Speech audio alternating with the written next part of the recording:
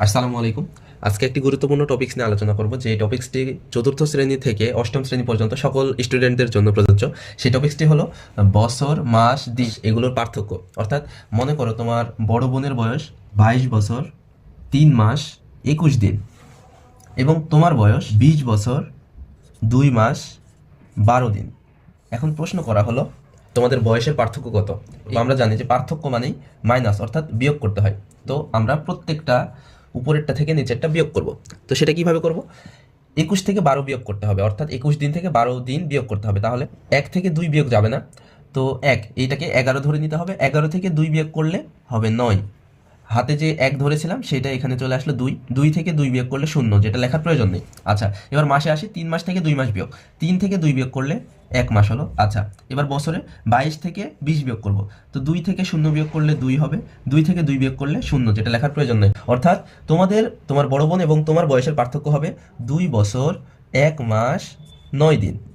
আচ্ছা, এই পদ্ধতিটা গেল একেবারেই সহজ একটা পদ্ধতি। এই পদ্ধতিটাই যদি একটু উল্টিয়ে দেওয়া হয়, যদি বলা হতো তোমার বড় বোনের বয়স 22 বছর 2 মাস 12 দিন আর তোমার বয়স 20 বছর 3 মাস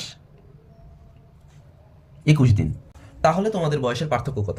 দেখো, আগের নিয়মে আমরা শিখেছিলাম 21টা ছিল উপরে, 12টা ছিল নিচে, যার জন্য আমরা সাধারণ পদ্ধতিতে বিয়োগ করতে পেরেছি। কিন্তু এই ক্ষেত্রে আমরা সাধারণ পদ্ধতিতে বিয়োগ করতে পারবো না। আচ্ছা, নর্মাল যে নিয়মটা সেটা বছর, মাস, দিন এগুলোর পার্থক্যের জন্য প্রযোজ্য নয়। তা আমাদের কি করতে হবে? যেহেতু 12 থেকে 21 বিয়োগ যায় না, সুতরাং আমাদেরকে এখানে 1 মাস ধার করতে হবে। অর্থাৎ দিনের পূর্বে যেই টপিক্সটা ছিল, অর্থাৎ যেই ফাংশন ছিল মাস, সেই 1 মাস যোগ করতে হবে। তো আমরা জানি 1 মাস সমান 30 দিন। তার মানে একটু উপরে এই জায়গাতে 30 যোগ করতে হবে। কেন 30 যোগ করতেছি আবারও বলছি, যে 1 মাস সমান 30 দিন। আমরা এই 30 দিন যেহেতু এখানে যোগ করলাম, তার জন্য সাথে সাথে আমরা এইখানে 1 মাস যোগ করে নিব। কেন এখানে 1 মাস যোগ করলাম? কেননা এখানে 30 দিন যোগ করেছি, আর আমরা জানি 30 দিন সমান সমান 1 মাস। তাই উপরে এখানে 30 যোগ করলাম, এখানে 1 যোগ করে নিলাম। আচ্ছা, এবার আমরা যোগ বিয়োগ করি। আচ্ছা, 12 এবং 30 যোগ করলে কত হয়? 42 হয়। এটা মনে মনের কাজ, এই অংশটুকু মনে মনের কাজ।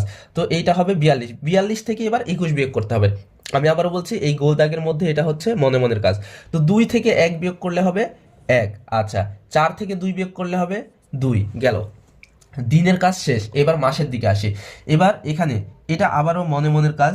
3 যোগ 1 সমান সমান 4। এটা মনে মনের কাজ, এটা লেখার প্রয়োজন নেই, আমি জাস্ট বোঝানোর জন্য লিখে দিচ্ছি। আচ্ছা, 2 থেকে কি 4 বিয়োগ যাবে? যাবে না, যার জন্য আমাদেরকে মাসের আগের ফাংশন অর্থাৎ বছরের দিকে তাকাইতে হবে।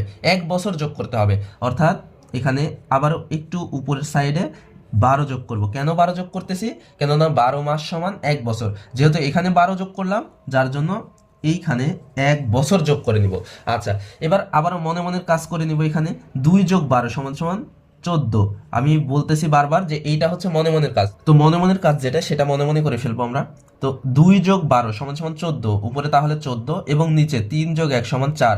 14 থেকে 4 বিয়োগ করতে হবে। তো 14 থেকে 4 বিয়োগ করলে আমরা সাধারণভাবে 10 পাই। আচ্ছা, গেল এইটা।